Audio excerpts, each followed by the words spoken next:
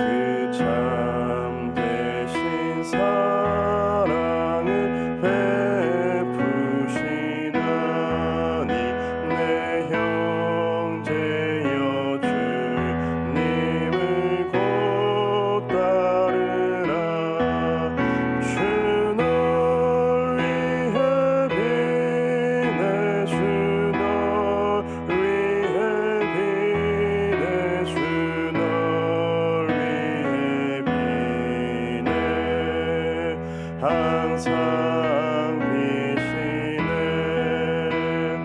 주께서 풍성한 은혜를 내려 내 영혼이 나날이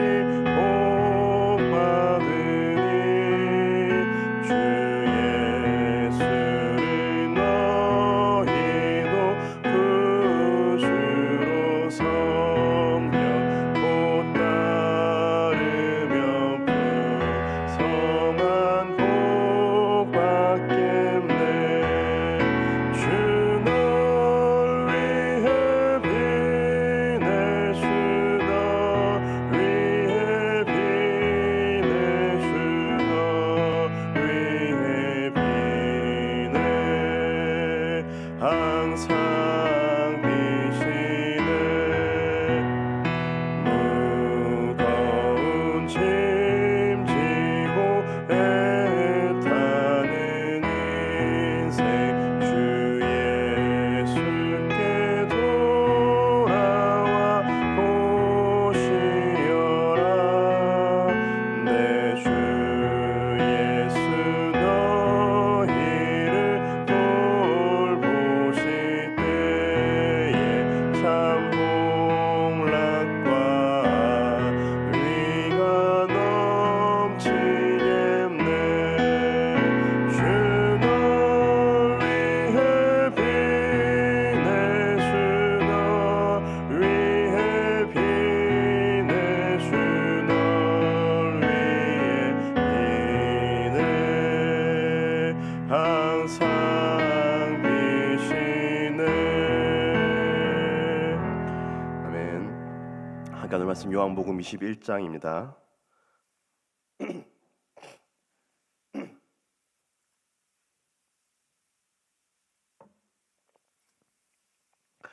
요한복음 21장 1절부터 14절까지의 말씀 한 절씩 교독하겠습니다.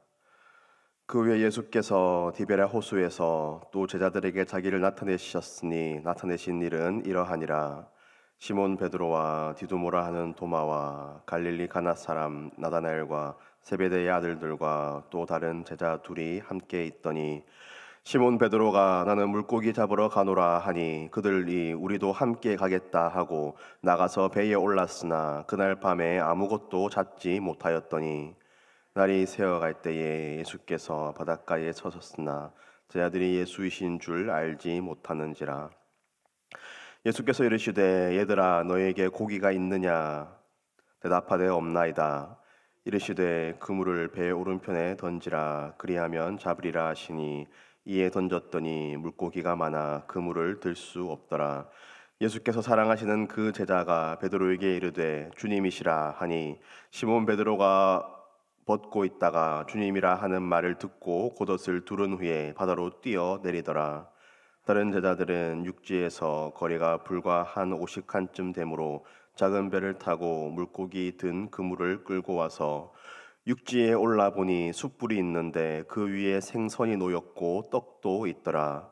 예수께서 이르시되 지금 잡은 생선을 좀 가져오라 하시니 시몬 베드로가 올라가서 그물을 육지에 끌어올리니 가득히 찬 큰 물고기가 153마리라 이같이 많으나 그물이 찢어지지 아니하였더라.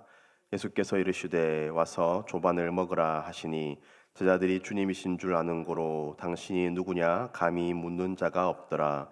예수께서 가셔서 떡을 가져다가 그들에게 주시고 생선도 그와 같이 하시니라. 이것은 예수께서 죽은 자 가운데서 살아나신 후에 세 번째로 제자들의 것이라. 아멘.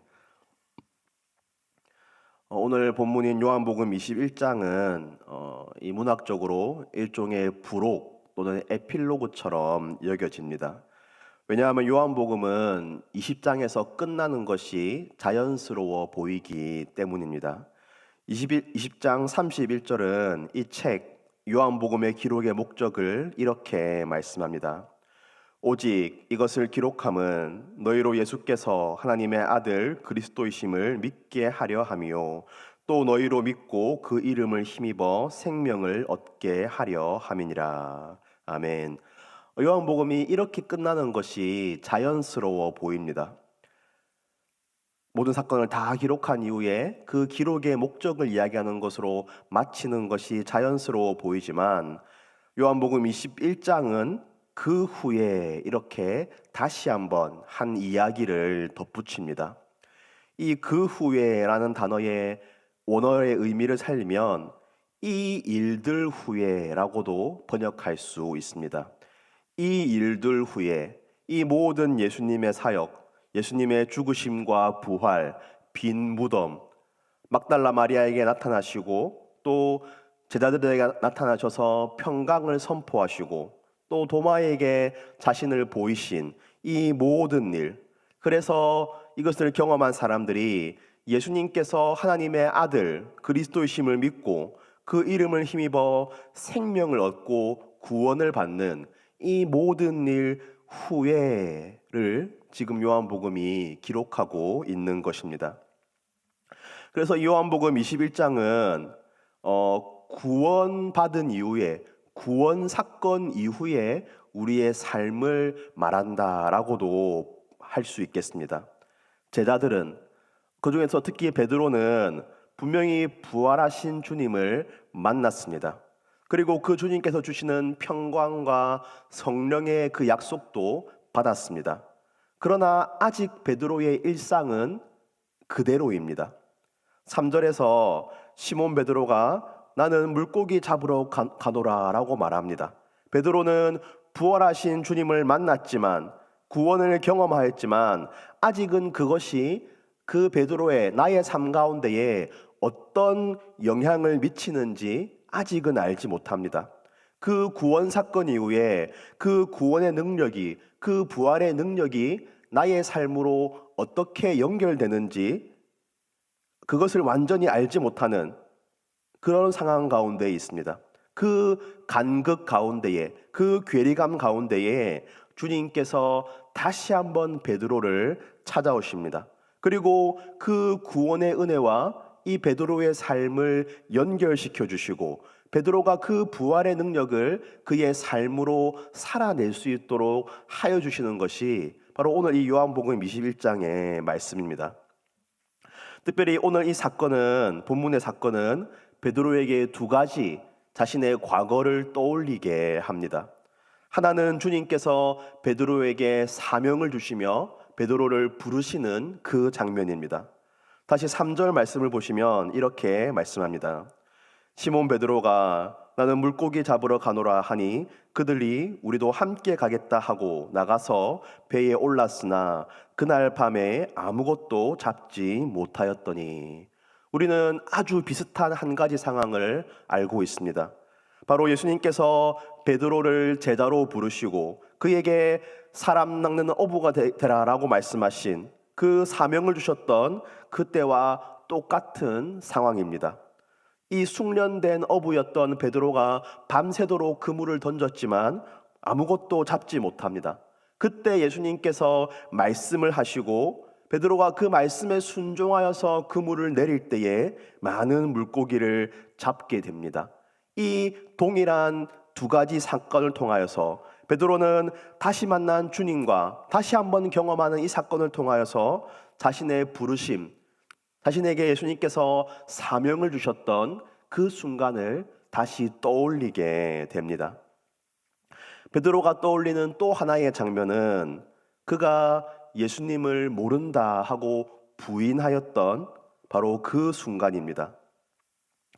내일 본문에서 이 장면이 잘 드러납니다. 베드로가 예수님을 3번이나 모른다고 부인하였던 것처럼 예수님께서는 베드로에게 3번 베드로야 내가 나를 사랑하느냐라고 질문하십니다. 그리고 사실은 오늘 본문에서도 이 베드로의 과거 예수님을 모른다 하였던 그 장면을 떠올리게 하는 말씀이 있습니다. 본문 9절의 말씀입니다. 육지에 올라보니 숯불이 있는데 그 위에 생선이 놓였고 떡도 있더라. 숯불이라는 단어가 등장합니다. 이 숯불, 안스라키아라는 이 단어는 요한복음에서 딱 2번 등장하는데 하나가 오늘 본문이고 하나가 요한복음 18장 18절에서 베드로가 예수님을 부인하는 그때에 대제사장의 종들과 함께 숯불을 쬐고 있었다, 그렇게 기록합니다. 다른 복음서에는 이 숯불이라는 단어가 등장하지 않습니다. 그냥 불을 쬐고 있다라고 하는데 요한복음에서만 베드로가 그때에 예수님을 모른다고 할 때에 숯불을 쬐고 있었다, 그렇게 기록하고 있습니다. 그래서 이것을 보면 요한이 의도적으로 이 숯불이라는 단어를 사용하여서 예수님을 모른다 하였던, 예수님을 배반하였던 그 베드로의 그 과거의 사건을 기억나게 하는 것을 우리가 볼 수 있습니다. 그리고 그 베드로를, 그 예수님을 모른다고 하였던 베드로를 다시 찾아오시고 회복시키시는 주님을 보여줍니다. 그 과거의 숯불은 배반의 숯불이었습니다. 뜨겁게 그 불처럼 나의 그 예수님을 모른다 하였던 그 과거를 상기시켜주는 그러한 숯불입니다. 그러나 지금 예수님께서 베드로를 위해서 피워주시는 숯불은 위로와 회복의 숯불입니다. 우리의 신앙생활에 간극이 있습니다. 괴리가 있습니다. 예수님께서 우리에게 주신 구원과 우리의 일상 사이에 간극이 있습니다. 부활의 능력과 우리의 삶의 무능력에 간극이 있습니다. 예수님께서 우리에게 주신 부르심과 그 사명과 그것을 전혀 실천하지 못하는 우리의 삶이라는 그런 간극이 있습니다. 그때에 우리는 어떻게 해야 됩니까? 사실은 그때에 우리가 무언가를 하는 것이 아닙니다. 주님께서 우리를 찾아오십니다. 구원받았지만 여전히 그 구원의 능력으로 살아가지 못하는 우리에게 주님께서 다시 한번 찾아오시고, 우리에게 사명을 주셨지만 그 사명을 감당하지 못하는 우리에게 주님께서 찾아오셔서 우리를 위로하여 주시고 회복하여 주십니다. 부디 이 주님의 은혜가 우리 모두에게 날마다 임하기를 간절히 소망합니다. 오늘 본문 14절은 이렇게 말씀합니다. 이것은 예수께서 죽은 자 가운데서 살아나신 후에 3번째로 제자들에게 나타나신 것이라. 우리 부활하신 주님께서 3번이나 제자들을 찾아오셨습니다. 그것은 다른 이유도 있겠지만 한 가지 이유는 제자들의 연약함이겠지요. 부활하신 주님을 만났지만 여전히 그들의 그 과거의 삶을 벗어나지 못하는 제자들을 위하여서 우리 주님은 3번이나 제자들을 찾아가시고 만나 주십니다. 그 주님께서 우리가 낙심하고 실패하고 주저앉아 있을 때도 언제든지 다시 한번 우리를 찾아와 주시고 만나 주시고 회복시켜 주실 것을 믿습니다. 우리가 이 우리의 삶의 간극 가운데에 구원과 우리의 일상, 부르심과 우리의 안타까운 현실, 이 가운데서 우리를 찾아오시는 그 주님을 다 만날 수 있기를 간절히 소망합니다. 그래서 그 주님께서 우리를 찾아오실 때에 7절에서 베드로가 주님이시라 하는 그 말을 듣고 그 벗은 몸에서 겉옷을 입고 그 물에 바다로 뛰어든 것처럼 우리도 주님께서 우리를 찾아오실 때에 그 주님께 감격하여서 기뻐하면서 그 주님께로 달려갈 수 있는 그런 우리의 신앙이 되기를 간절히 소망합니다. 오늘 본문에서는 이 물고기라는 말이 자주 등장합니다. 이 물고기를 우리의 사역 또는 우리의 사역의 열매라고 할 수 있을 것 같습니다. 그런데 5절에서 이렇게 말씀합니다. 5절에서 예수께서 이르시되 얘들아 너희에게 고기가 있느냐. 주님이 안 계시면 우리는 아무것도 아무 열매도 맺을 수가 없습니다. 베드로가 밤새도록 그물을 던졌지만 물고기를 한 마리도 잡지 못합니다. 우리에게는 고기가 없습니다.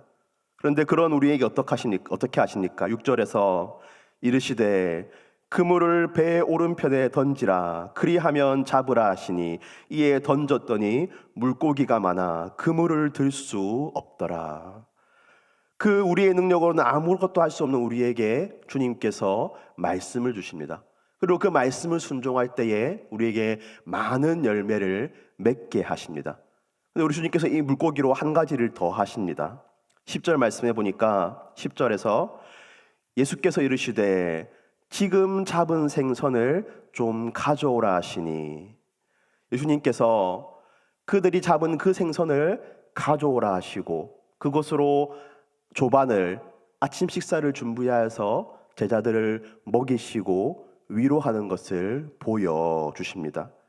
우리의 사역이 이런 것이 아닌가 생각해 봅니다. 우리의 능력으로는 아무것도 할 수 없지만 주님께서 우리에게 말씀을 주십니다.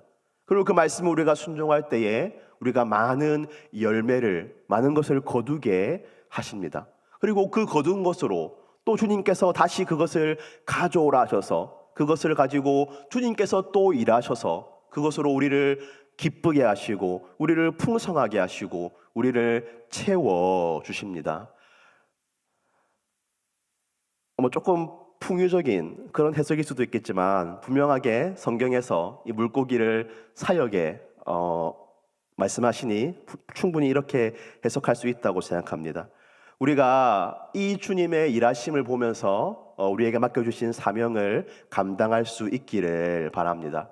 사실은 우리가 감당하는 것이 아니죠. 주님의 능력으로 우리가 감당합니다. 우리는 할 수 없지만 주님께서 말씀을 주시고 또 우리가 한 그것을 가지고 다시 한번 주님께서 우리를 풍성하게 채우시는 이 기쁨을 우리가 날마다 누리며 주님께서 우리에게 맡기신 그 사명을 감당할 수 있는 우리 모두가 되기를 주님의 이름으로 축복합니다. 기도하겠습니다. 하나님 아버지 감사합니다. 주님께서 죽음을 이기시고 부활하시고 그 부활의 능력과 기쁨을 우리에게 선물로 주시니 참으로 감사합니다. 그러나 주님, 우리는 연약하여서 이 부활의 능력을, 이 기쁨을 우리의 삶 가운데에 어떻게 살아낼지 잘 모르는 그러한 연약한 우리의 모습을 또한 고백합니다. 그러나 주님께서 그런 우리를 그냥 내버려 두지 않으시고 이 낙심하고 좌절 가운데에 다시 그 과거로 돌아오는 베드로에게 찾아오셔서 그를 회복하여 주시고 그를 위로하여 주시고 다시 한번 그를 사명자로 세우시는 아버지 이 사건을 우리가 보게 됩니다. 주님, 그 주님께서 오늘 우리에게도 찾아오심을 우리가 믿습니다. 아버지 구원을 받았지만 어떻게 그 구원의 능력으로 살아갈지 모르는 우리에게 부르심과 사명을 받았지만 그것을 어떻게 감당해야 될지 모르는 우리에게 주님 찾아와 주시니 감사합니다. 아버지 우리도 그 주님께 베드로처럼 기쁨으로 나아갈 수 있는 아버지 그러한 마음과 믿음을 우리에게 허락하여 주시옵소서. 아버지 우리가 낙심하고 주저앉을 때마다 그때마다 우리를 찾아오시는 주님을 볼 수 있게 하여 주시고 바라보게 하여 주시고 그 주님을 만난 가운데 다시 한번 회복되고 힘을 얻어서 아버지 담대함으로 나아갈 수 있는 우리 모두가 되게 하여 주시옵소서. 주님 우리는 할 수 없습니다. 주님 우리에게는 고기가 없습니다. 그러나 주님의 말씀에 순종하며 나아가게 하여 주시고 그렇게 순종하며 나아갈 나아갈 때에 우리에게 많은 열매를 맺게 하시고 또한 그것으로 우리를 풍성하게 채우시는 우리 주님의 그 은혜를 날마다 경험하며 사명자로 살아갈 수 있는 우리 모두가 되게 하여 주시옵소서. 주님, 오늘은 우리 교회 가운데에 화요중보 기도회가 있는 날입니다. 아버지, 우리 가운데에 중보할 기도의 제목이 많사오니 아버지, 그것을 위하여서 붙들고 함께 주님을 부르짖고 기도하는 이 자리 가운데에 주님께서 하늘의 문을 여셔서 풍성한 은혜를 부어 주시옵소서. 아버지, 우리가 주님께서 하셨던 것처럼 그렇게 다른 이들을 위하여서 중보하며 나아갈 때에 아버지, 우리의 기도를 주님께서 들으시고 아버지 선하게 역사하여 주시옵소서. 오늘 화요일은 또 우리 새소식반 에베네셀반이 모이는 날입니다. 아버지, 우리 어린 영혼들이 함께 모이는 그 자리 가운데에 주님께서 주시는 은혜와 기쁨과 아버지 구원의 은혜가 충만하게 하여 주시옵소서. 아버지, 그 아이들의 심령 가운데에 그 새 소식이, 그 복음의 기쁜 소식이 스며들게 하여 주시고 아버지, 그 아이들이 그 새 소식을 통하여서 예수님을 만나고 아버지 하나님의 자녀로 거듭날 수 있도록 새 소식반을 들어 사용하여 주시옵소서. 이 일을 위하여서 헌신하고 아이들을 가르치고 또 자신의 공간을 내어놓는 아버지 그 교사들을 주님께서 기억하여 주시고 교사들도 주님 도우심으로 말미암아 이 사명 잘 감당하게 하여 주시옵소서. 주님, 계속되는 미국과 이란의 전쟁 가운데에 아버지 고통받는 이들을 불쌍히 여겨주시고 속히 이 전쟁이 종식되게 하여 주시옵소서. 아버지, 땅 가운데에 평화를 아버지 그 샬롬이 임하게 하여 주시옵소서. 아버지, 미국은 더 이상 자신의 그 힘을 마음대로 휘두르는 그런 나라가 되지 않게 해주시고 아버지, 이란은 그 혹독한 신정 정치가 물러나고 아버지 평화롭고 민주적인 정부가 들어설 수 있도록 주님께서 은혜 더하여 주시옵소서. 아버지, 국제 정세가 어려우면 특별히 해외에 나가 있는 선교사님들의 안위가 많이 걱정됩니다. 주님께서 아버지 선교사님들을 지켜 보호하여 주시고 아버지 그 복음 사역이 끊기지 않도록 아버지 주님께서 그 모든 것으로 공급하여 주시고 지키시고 안위하여 주시옵소서. 아버지, 시간 우리가 기도로 나아갑니다. 아버지, 우리의 기도를 들으시고 응답하신 주님을 확신하게 하여 주시고 아버지 기도 가운데에 우리의 상한 심령이 회복되고 다시 한번 믿음과 담대함으로 채워지고 기도 가운데에 아버지 우리의 모든 문제가 해결되는 주님의 은혜 가득한 이 새벽 기도의 시간이 되게 하여 주시옵소서. 감사하며 예수 그리스도의 이름으로 기도드립니다. 아멘. 우리 개인적인 기도의 제목으로 나아가시겠습니다.